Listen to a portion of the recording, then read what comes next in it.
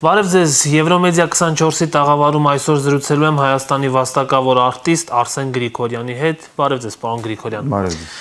Երեք հաղթանակի օրն էր, դրանից մեկ օր առաջ Շուշիի ազատագրման օրն էր,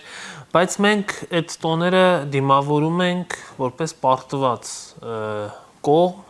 Ի վերջո, այսքան տարի է անցել, արդեն 5 տարի է անցել մեր այդ պարտությունից, ով է մեղավորը պարտության եւ հնարավոր է արդյոք այս պարտության շղթան մեկն միշտ կտրել եւ հաղթանակներ սկսել կառուցել։ Նախ ես շնորհավորում եմ բոլորիս մեր հաղթանակների արդիվ եւ ես պիտի ասեմ, եթե մեզնից խլվել են տոնը, այդ տոնական դրամատրությունը եւ այլն, ես միշտ էլ ասել եմ, այս վերջին ժամանակները բնականաբար դրամատրություններս առաջվա նման չէ, սակայն հաղթանակը ոչ ոք չի կարող խլել մեզանից, այն հաղթանակը, որի համար հազարավոր հայորդիներ իրենց կյանքը զոհեցին, իրենց չխնայեցին իրենց կյանքը ազատագրման համար եւ պաշտպանության համար մեր հայրենիքը։ Այնպես որ կարծում եմ, որ այդ դրամատրությունը կամաց մենք կարող ենք փոխել, եթե ունենանք այդ կամքը իբրև ժողովուրդ ազատագրելու կրկին մեր գրավյալ հողերը եւ նորից կերտել հաղթանակներ։ Մենք իհարկե կարող ենք նորից վերականգնել մեր այդպես հաղթարշավը, որովհետեւ ես միշտ էլ այդպես եմ մտածել, խնդիրը այսօր ավելի շատ պատերազմը ինքնության դեմ է, եւ եթե մենք խալխլվի, այն ինչ որ մենք այսօր տեսնում ենք այդ նշանները, այսինքն զուտ պատմության առումով, լեզվի առումով եւ ընդհանուր արժեքային համագարքի այդպես վտանգված լինելը մենք տեսնում ենք ամեն օր, եթե մենք թույլ չտանք դա, կարծում եմ մենք կարող ենք կրկնել այն ինչ որ եղել է պատմության ընթացքում։ Այսինքն օրինակ միշտ եմ բերում այս օրինակը, մենք 8 տարից ավել մենք գործրել էինք մեր պետականությունը, սակայն մեր ժողովրդի, մեր ազգային ինքնության պահպանման շնորհիվ մենք կարողացանք գալ հասնել մինչև 1918 թվական եւ Սարդարապատում մենք կարողացանք ջախջախել այն ժամանակ էլ հզորագույն բանակներից մեկին Թուրքիայի բանակը ջախջախել եւ վերակերտել մեր պետականությունը, այնպես որ ես գտնում եմ հիմնական շեշտը պետք է դնենք մեր բարոյահոգեբանական վիճակի վրա եւ մենք թույլ չտանք, որ խախտվի այն ամեն ինչ որ մենք կերտել ենք դարերի ընթացքում։ Դա մեր ինքնության հետ կապված եւ մեր ինքնության բաղադրիչ բոլոր մասերի հետ կապված, մենք պետք է նախանձախնդիր լինենք եւ այսօր շատ կարեւոր է սա։ Եվ իմիջիայլոց մենք խոսել ենք այս ամենի մասին, իմ հիմնական մասնակցությունը նման հաղորդումների, նախ շնորհակալ եմ հրավերի համար, հիմնական մասնակցությունը այս ուղերձն է, այսինքն մենք չկորցնենք մեր հանդեպ ինքնավստահությունը, ինքնաճանաչությունը, հայրենաճանաչությունը, մենք այդ ամեն ինչը չկորցնենք, մեր ժողովուրդը հրաշք ժողովուրդ է, իրականում հրաշք ժողովուրդ է, մենք հրաշք ժողովուրդ ենք, ուղղակի ինչ որ ընդհատակ է գնացել, այն լավագույն հատկությունները ընդհատակ են գնացել եւ մենք պետք է ամեն օր յուրաքանչյուրս իր հերթին չխնայի ոչ մի բան, ոչ ժամանակ, ոչ ֆիզիկական հնարավորություններ, ոչ մասնագիտական ամեն ինչ պետք է ներդնի, որովհետեւ մեր այս մեջից այն ինչ որ այսօր գնացել է ընդհատակ մենք վերենք առաջ վերենք, որովհետեւ միայն դրանով է որ մենք հողը պահող է պետք, հողը սիրող է պետք, բեդությունը պահող է պետք, բեդությունը սիրող է պետք։ Այսինքն, եթե մեր մեջից այսօր մեր հիմնական ցավը ինչի մեջ է։ Մեր հիմնական ցավը իրար նկատմամբ այս ադելության մթնոլորտը, որ տարածված է իմիջիալոց հիմնականում վիրտուալ հարթակներում եւ երբեմն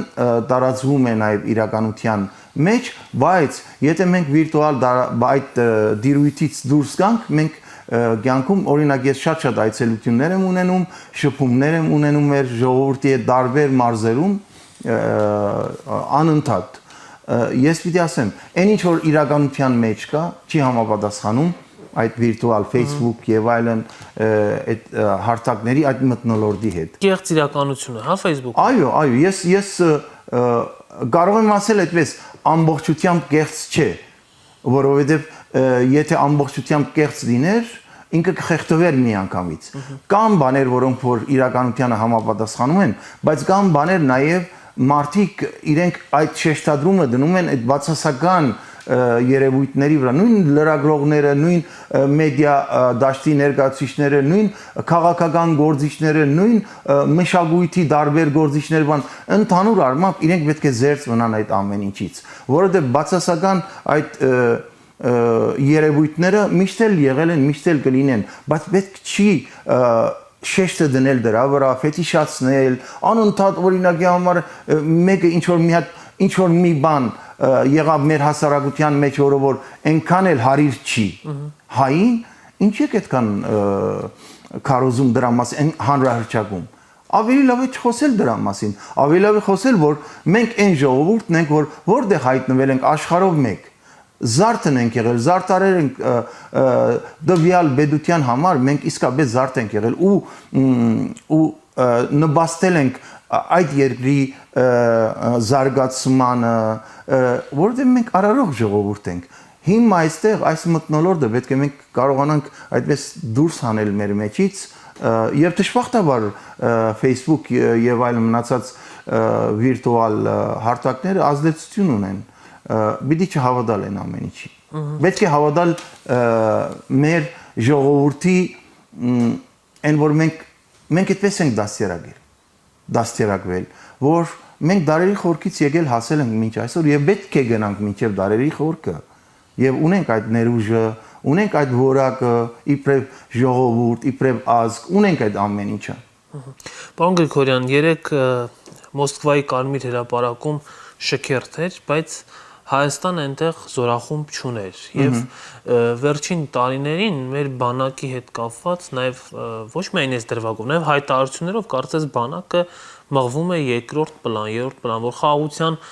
հաստատման մեջ բանակը չունի առաջնային դերակատարություն։ Ձեր կարծիքով պետական քաղաքականություն կա բանակի նշանակությունը նվազեցնելու եւ ձեր կարծիքով ինչ նշանակություն ունի բանակը դանապես պետության կայացման եւ անվտանգության համար։ Կարծում եմ դա սահմանադրության մեջ է համրագրված, այսինքն մենք պետք է ունենանք մեր բանակը, մեր զինված ուժերը, որի հիմնական դերակատարումը պիտի լինի մեր անվտանգության ապահովումը եւ դարածքային ամբողջականությունը։ Սա արդեն ամրագրված է։ Իսկ ինչ վերաբերում է իմ պատկերացմամբ, ուրեմն հիմնական երաշխավորը մեր պետության անվտանգության դա զինվորն է եւ զինվորականը, այսինքն բանակը։ Մենք պետք է ամեն ինչ անենք, տեսեք, երբ շատ էին խոսում այդպես, որ բանակ, ինչի ես ուղարկում որդուդ բանակ եւ ասում էի, նայեք, ես այդպես եմ ապրում։ Ես չեմ ասում, ինչի այսինչ մարդու որդին չի գնում ծառայության, ես ասում եմ, առաջինը իմ որդին պետք է գնա ծառայության։ Եվ իմ որդին ծառայեց բանակում հայոց եւ Արցախում էր ամբողջ իր ծառայությունը եւ նաեւ մասնակցեց պատերազմի, այնպես որ յուրաքանչյուրս պետք է հասկանա, այն որ անընդհատ երբեմն նաեւ բան են ազգ բանակի այդպես հեգնական նաեւ երբեմն մեկնաբանություններ ենք լսում, սա իրականություն է։ Սա իրականություն է։ Մեր պետությունը այսօր այն վիճակում է, որ մենք բարտադիր ծառայություն պետք է ունենանք, պետք է հզոր բանակ ունենանք եւ դա է երաշխավորը, այսինքն այս ամբողջականությունն է երաշխավոր, որ մենք կարող ենք ունենալ խաղաղություն։ Խաղաղությունը թղթի վրա շատ անգամ պատմության մեջ այդպես է եղել, որ խաղաղությունը մնացել է թղթի վրա։ Այսինքն երբ որ հարմար արիթ է լինում, հարմար ճակերտավոր, մի անգամից նորից սկսվում է պատերազմ եւ այլն։ Եվ զավթել, չգիտեմ ինչ, հողեր, եւ զոհեր եւ այլն։ Այ որովհետեւ սա չլինի, մենք պարտավոր ենք ունենալ ամուր հզոր բանակ, արդիական բանակ։ Եվ ամենակարևորը, սա գալիս է ընտանիքից։ Սա գալիս է ընտանիքից, եթե ընտանիքում մենք դասերակենք մեր երեխաներին, ինչպես քիչ առաջ ասացի, ոչ թե իմ երեխան ինչու պիտի ծառայի, այլ ոչ, իմ երեխան առաջինը պետք է ծառայի, որտեղ իմ տունը ես էլ պիտի պաշտպանեմ, ես պարտավոր եմ պաշտպանելու, իմ տունն է Հայաստանը, իմ տունը մենակ այն ֆիզիկական, այն ոնց ասեմ, մի քանի քառակուսի մետրը չէ, հա, իմ տունը, կամ իմ ընտանիքը, իմ գենսաբանական ընտանիքը չէ միայն, այլ ամբողջական հայ ժողովուրդը իմ ընտանիքն է եւ իմ ընտանիքի, մեծ ընտանիքի պաշտպանության գործում յուրաքանչյուրս պետք է մասնակցություն ունենա եւ բարտավոր է մասնակցություն ունենալ, ոչ թե խուսափել կամ չգիտեմ ինչ, ովքեր չեն կարող, բայց ովքեր կարող են, պետք է պարտադիր ծառայեն։ Դրա համար ասում եմ, գալով ձեր հարցին, մենք ավելի քան պարտավոր ենք ունենալով նման աշխարհագրական դիրք, ունենալով նման հարևաններ, մենք պարտավոր ենք ունենալ հզոր բանակ իր բոլոր բաղադրիչ մասերով։ Այս իշխանությունները հայտարարել են, մի քանի հայտարարություններ են արել, որ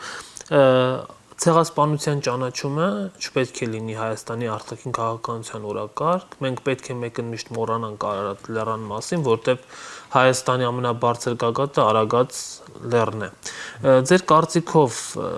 սա ուրացում է արդյոք թե ոչ եւ ինչ հետևանքներ մեզ համար կունենա։ Մենք դրա արդյունքում խաղաղություն կստանանք, թե կստանանք ոչնչացում։ Նայեք, ես պիտի գամ ընտանիքից, օրինակի համար դուք սերվել եք մի ընտանիքից, որը այդպես եւ գենատ ծառ ունեք, չէ, այսինքն ընտանիքի այդպես եւ այլն։ Դուք չեք կարող ասել, չէ, որ օրինակի համար ես կորյունն եմ, հայրս կա, Պարկ Աստծո եւ այլն, այլ մնացածի մասին ես չմտածեմ, թե որտեղից եմ եկել եւ այլն։ Եթե չկա այդ անցյալը, եթե դու ուրանում ես, ուրեն ապագա էլ չի լինելու, գալիք չի լինելու։ Դրա համար նաև գալով մի կարևոր բան կա, որ ես պիտի ասեմ, Արագածի եւ Արարատի հակադրությունը եւ տարբեր հակադրություններ, որոնք որ հիմա այդ թեզերը տարածված են մեր հասարակության մեջ։ Հեչ պարտադիր չէ բերել դնել հակադրության մեջ, այսինքն Արագած թե Արարատ։ Եվ որոշ մարդիկ թույլական կամ չգիտեմ ինչ սկսում են իրենք էլ այդ նույն թեզով առաջնորդվել, իրենց նաև Facebook-յան այդպես պատերին արդեն փոխել Արագած դնել եւ այլն։ Դա ծիծաղելի է նաև։ Ես մի բան գիտեմ, մենք երբ որ ասում ենք, որ Արագածը Հայաստանում է, պետք է նշենք Հայաստանի վարչական տարածքում, այսինքն Հայաստանի Հանրապետության տարածքում այժմյան Արագածն է, բայց մեր Սուրբ Լեռը Արարատը ամբողջական Հայաստանի տարածքում է, այսինքն կա Հայաստան աշխարհ եւ կա Հայաստանի Հանրապետություն։ Եթե մենք եւ ընդհանրապես անիմաստ է դնել հակադրության մեջ, եւ այսօր մենք շատ ենք հանդիվում այդպես այդ հակադրությունների թեզի տարածմանը, սկսած սև ու սպիտակից, օրինակ դու սև ես, ես սպիտակ եմ կամ հակառակը եւ այլն։ Դա ոչ մի լավ բանի չի բերելու։ Վերջապես, այսինքն մենք ես այդպես եմ մտածում, յուրաքանչյուր իշխանություն, բացի այն ինչ որ սահմանադրությամբ իրենք պարտավոր են իրականացնելու, բացի այն ծրագրից, որը որ կառավարությունը գալիս է իշխանության, պետք է իրականացնի իր ծրագիրը, որը խոստացել է իր ժողովրդին, իր ընտրողներին, նաև պետք է սեր եւ համերաշխություն տարածի ժողովրդի մեջ։ Այսինքն վերջապես, եթե մենք իրար չսիրենք, դառնում է ամեն ինչ աննպատակ։ Եթե մենք չսիրենք մեր պետությունը, եթե չսիրենք մեր հայրենիքը, այ հայրենիք եւ պետություն այդ հակադրությունը, տեսեք, ասեք անիմաստ երևույթ է։ Ինչի համար։ Այսինքն ինչի՞ պիտի այդպես բան անես, էլի հայրենիք թե պետություն եւ այլն, եւ հայրենիք եւ պետություն։ Դրա համար բաներ կան, որ ես նորից պիտի ասեմ, մենք պետք է ավելի փորձենք մտածել այս ամեն ինչի մասին ավելի հոգևոր դաշտում, ավելի բարոյահոգեբանական այդպես դաշտում եւ ամուր լինենք այդ իմաստով, ամուր լինենք, չթողնենք Հայաստանը գնալ, երբ որ ասում ենք մենք սիրում ենք Հայաստանը, մենք եւ այն երգում ենք հայրենասիրական երգեր, երգում ենք երգեր, որոնք որ ծոնված են մեր հերոսներին եւ այն, բայց այդ ինչ որ մի ժամանակ երբ որ ունենում ես նեղ խնդիրներ, անձնական կլինի կամ չգիտեմ ինչ, թողնում ես Հայաստանից գնում ես։ Այ օրինակի որ այդ ամեն ինչի մասին պետք է մենք մտածենք, ինչ է լինի ես Հայաստանում եմ։ Ինչ է լինի։ Սիրում եմ այս իշխանությունը, չեմ սիրում այս իշխանությունը, դա երկրորդական բան է։ Բայց ես իմ հայրենիքը սիրում եմ։ Ես իմ հայրենիքը սիրում եմ եւ հայրենիքիս համար պատրաստ եմ ամեն ինչ անելու։ Եվ ես ապրում եմ, փորձում եմ ապրել մենքով։ Եվ ես խնդրում եմ բոլորին, թող հատկապես այս ժամանակներում, երբ որ ամբողջ աշխարհը դատնու վրա է, աշխարհակաղակական, չգիտեմ ինչ, խարդավանքներ, խաղեր եւ այլն, մենք ավելի քան երբևէ պետք է ամուր լինենք, իբրև ժողովուրդ ամուր պիտի լինենք եւ մենքով ապրենք բոլորս, մտածենք մեկս մյուսի մասին, ընդանուրի մեջ ես էլ կամ, բայց եթե ես մտածեմ միայն իմ մասին, եսով ապրեմ, մենք չի լինելու, մենք չկա։ Դրա համար ես խնդրում եմ եւ գրքին ես շատ եմ խոսում դրա մասին, նաև օգտվում եմ այս առիթից եւ խնդրում եմ բոլորը թող մտածեն ընդհանուր մեր տան մասին եւ ընդհանուր մեր ընտանիքի մասին, որը գոչվում է հայ ժողովուրդ։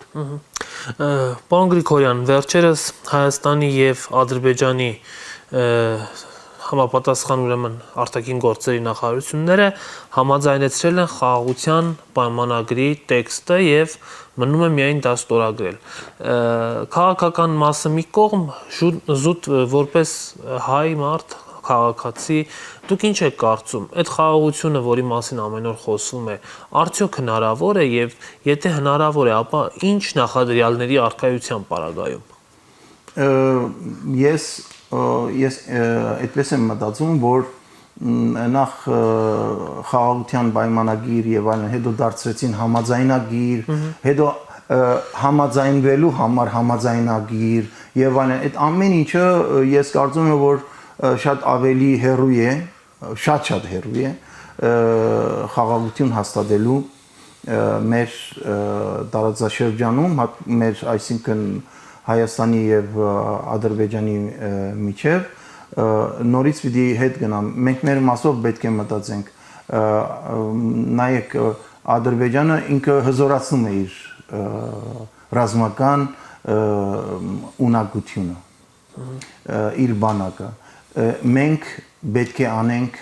այդպես։ Մենք պետք է հզորացնենք մեր բանակը։ Դա չի նշանակում, որ մենք պետք է անպայման պատերազմ ունենանք։ Եվ շատ անգամ խոսում են, որ ովքեր այդպեսի բան են մտածում, ուրեմն իրենք պատերազմի կողմ են։ Ոչ,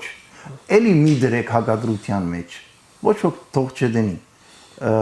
մենք ուզում ենք խաղաղություն, և մեր ժողովուրդը աշխարհի ամենաշատ խաղաղություն ուզող ժողովուրդն է, որտեղ մենք ցեղասպանություն ենք տեսել, մենք հայրենազրկում ենք տեսել, մենք շատ բաներ ենք տեսել մեր պատմության ընթացքում։ Դրա համար ուղղակի պետք է հզոր բանակ ունենանք, պետք է մենք մեզ պաշտպանված զգանք եւ մեր հույսը որևէ ուրիշ ուժերի վրա չդնենք։ Առաջին հերթին մենք ունենանք այդ հնարավորությունը, ունակ լինենք ինքներս մեզ պաշտպանելու։ Դրանից հետո արդեն քեզ հետ հաշվի են նստում։ Եվ դրանից հետո հնարավոր է ինչ որ խոսել խաղաղության մասին, ոնց որ օրինակ ցեղասպանության մասին, որ ես նշեցի, չէ՞, ցեղասպանության հետ կապված վերջերս էլի այդպես